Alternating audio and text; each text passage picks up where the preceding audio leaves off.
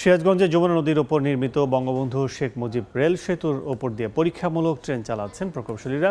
সবশেষ খবর জানতে সরাসরি যাচ্ছি সহকর্মী রিঙ্কু কুণ্ডুর কাছে।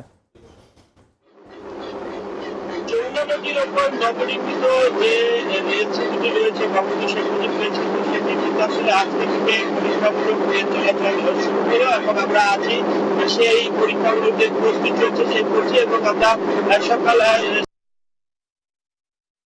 এবং এই পরীক্ষামূলক এই ট্রেনটি চলাচল করার সকাল থেকে কিন্তু বিভিন্ন প্রকৌশলী দেশি বিদেশি যারা প্রকৌশলী রয়েছেন এই রেল সেতুর সাথে যারা নির্মাণ কাজের সাথে জড়িত ছিল তারা কিন্তু আসলে সকলেই উপস্থিত রয়েছেন।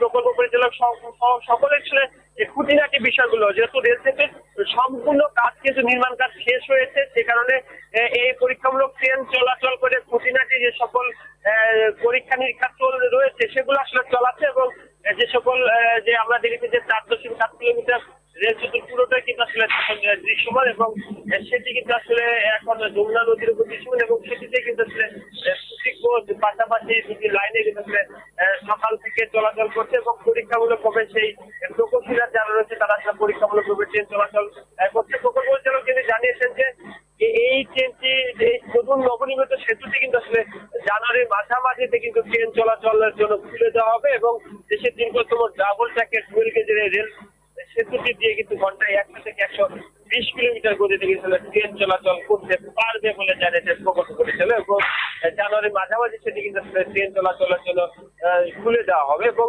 মোট 50টি পিলারের উপর 49টি স্প্যানে নির্মিত হয়েছে এই রেল সেতু, এবং জাপান এবং বাংলাদেশ সরকারের যৌথ অর্থায়নে এই রেল সেতু প্রকল্পটা আসলে বাস্তবায়ন করতে যায়। আমরা দেখতে পাচ্ছি যে প্রকৌশলীরা যারা রয়েছে তারা কিন্তু এখানে রয়েছেন, এবং এই যে নতুন ট্রেন দিয়ে চলাচল করছে নতুন সেতু দিয়ে তারা কিন্তু আসলে স্বাগত জানাচ্ছেন। দুপারেই বিভিন্ন যে প্রকৌশলী রয়েছেন অর্থাৎ বাংলাদেশ এবং বিদেশি যারা প্রকৌশলী তারা কিন্তু আসলে পরীক্ষামূলক ভাবে ট্রেন চলাচল করে কিন্তু তারা সেটি আসলে ত্রুটি বিচ্যুতি যেগুলো রয়েছে সেই খুঁটিনাটি বিষয়গুলো আসলে তারা দেখছেন, এবং সেটি দেখছিলাম। আমরা এখন কিন্তু আসলে ট্রেনটি যমুনা নদীর পূর্ব পাশ থেকে আসলে পশ্চিম পারে কিছুক্ষণ আগে আসলে এসে পৌঁছেছে, এবং আবারও কিন্তু দুটি ট্রেন পাশাপাশি কিন্তু আবারও কিছুক্ষণ পরে আবার ট্রেনের নতুন রেল সেতুর উপরে চলাচল করবে। তো এই ছিল নবনির্মিত বঙ্গবন্ধু শেখ মুজিব রেল সেতু দিয়ে পরীক্ষামূলক ট্রেন চলাচলের সম্ভব হবে।